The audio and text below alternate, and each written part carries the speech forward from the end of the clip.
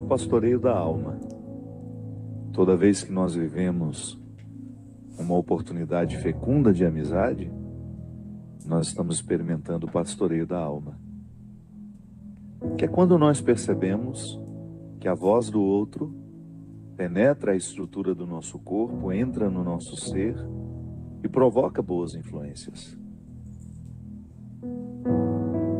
Eu costumo dizer, e aliás tenho dito muito por onde vou nos últimos tempos, que nós não temos como medir o quanto nós já somos cristãos.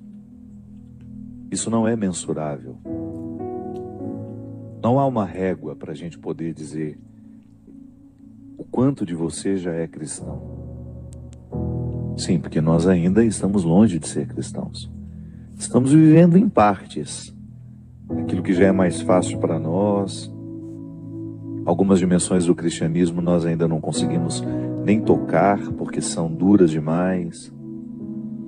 Ainda não conseguimos mexer nas nossas escolhas. Ainda não conseguimos ser justos, como o cristianismo nos pede que sejamos. Então não há uma régua que eu possa dizer o quanto de mim já está verdadeiramente convertido ao cristianismo. Você não tem como saber isso de você. Não cabe nas medidas numéricas. Não é mensurável. Mas há alguns indicativos que nos ajudam a entender o quanto que do cristianismo nós já alcançamos. O quanto dele nós já absorvemos. Que para mim é o quanto eu consigo ter bons amigos. Se quiser saber, sem muita conversa, sem muitos rodeios, o quanto você já alcançou do cristianismo, é só você identificar se você já conseguiu ter boas relações de amizade. Já me explico. Para a gente ser amigo de alguém verdadeiramente, amizade enquanto querer o bem, amizade enquanto um movimento que eu saio da zona dos meus interesses e entro no coração do outro para entender o que ele de fato precisa. Amor sem cobrança, mas ao mesmo tempo um amor responsável e exigente, que às vezes quando a gente fala que o amor não tem cobranças, a gente fica pensando que seria uma relação onde tudo é permitido. Não. Quando a gente ama, a gente gosta de entrar na vida do outro para acrescentar positivamente, inclusive dizendo o que a gente pensa sobre determinadas situações. Pontuando, esclarecendo, chamando atenção. Aliás, nada pode destruir mais uma pessoa do que ela estar cercada de bajuladores. Toda vez que nós nos cercamos de pessoas que nos bajulam e que nos privam da verdade, nós decrescemos, nós involuímos, porque o que nos faz crescer são justamente os confrontos, amorosos, respeitosos, claro, que só verdadeiros cristãos conseguem viver. Eu, pessoalmente, quando vejo essa brigaiada na internet, muitas vezes gerada por pessoas que se dizem cristãs, agressões o tempo todo, eu fico pensando, meu Deus, como nós estamos longe de sermos a primeira comunidade cristã, aquelas primeiras que nasceram e viveram nas dificuldades, em que a única forma que eles tinham de ser identificados pelo mundo, já que eles não podiam se dizer cristãos, era a maneira como eles se amavam. Sim, porque nos primeiros séculos, antes de sermos permitidos por Constantino em 314, nós não podíamos mostrar que éramos cristãos através dos ritos. Ninguém saía em procissão pelas ruas, ninguém saía falando de Jesus pelas ruas, porque eram mortos. Mas eles tinham uma maneira sigilosa de se reconhecerem, um código oculto, que era o amor que eles tinham uns pelos outros. Era assim que os cristãos se identificavam. Então toda vez que eu grosseiramente falo de alguém, teço um comentário, faço um post agressivo, eu estou naturalmente negando a dimensão do cristianismo que me ensina a ser caridoso. Ainda que discorde, há uma forma mais elegante de discordar. Há uma forma mais caridosa de discordar do outro. Com dureza, sim. Você não precisa ser um bobinho.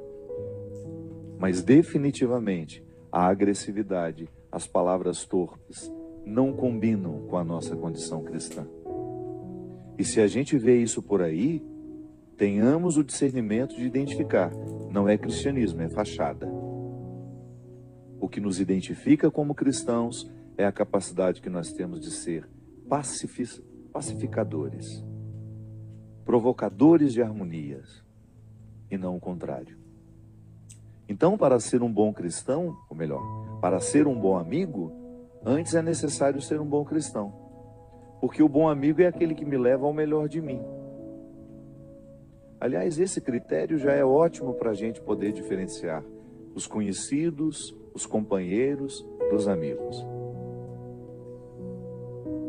A pessoa, com a maneira como é diante de nós, a maneira que ela me acompanha, a maneira que ela é para mim, me conduz ao melhor de mim.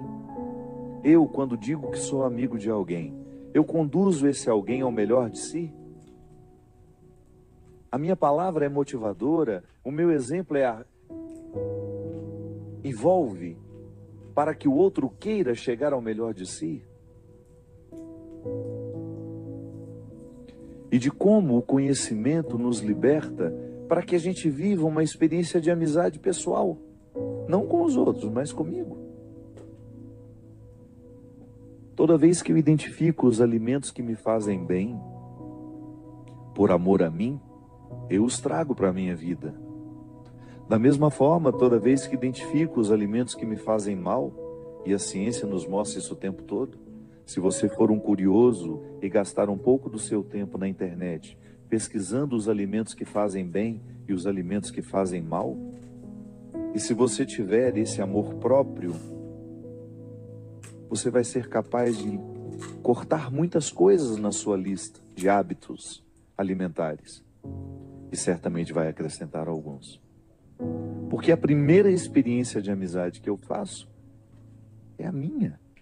Eu ser meu amigo. Tudo aquilo que nós queremos oferecer aos outros só é possível se antes a gente se ofereceu.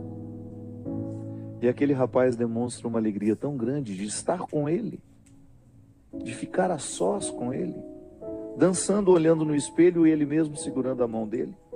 As duas partes, a real e o reflexo, em perfeita harmonia.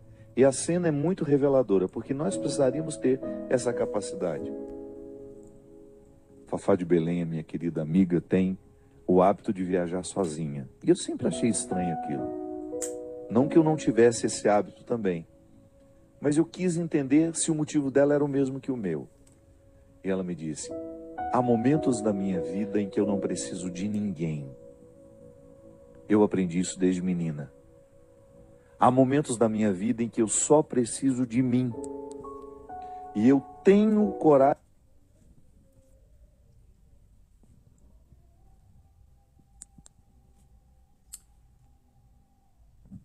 de respeitar essa necessidade. Eu tenho coragem de organizar toda a minha vida com os meus filhos, com os meus netos, para poder me dar o direito de ficar a sós comigo. E aí ela vai. E ali ela se refaz, ela vive uma solidão positiva, produtiva, frutuosa. Mas por que às vezes é tão difícil para nós? Porque a gente ainda não é uma boa companhia para nós mesmos. A gente se cansa da gente fácil. Eu tenho vivido cada vez mais também a necessidade de criar um tempo na minha vida em que eu sou só meu, em que eu sou só para mim. E é claro que eu precisei vencer muitos obstáculos. O primeiro deles, essa mentira que nós contamos para nós mesmos, que nós temos que ser dos outros o tempo todo. Não há uma falácia mais mentirosa do que essa. Uma conversa mais mentirosa do que essa. Deixe seu like, inscreva-se no canal e muito obrigada. Deus te abençoe.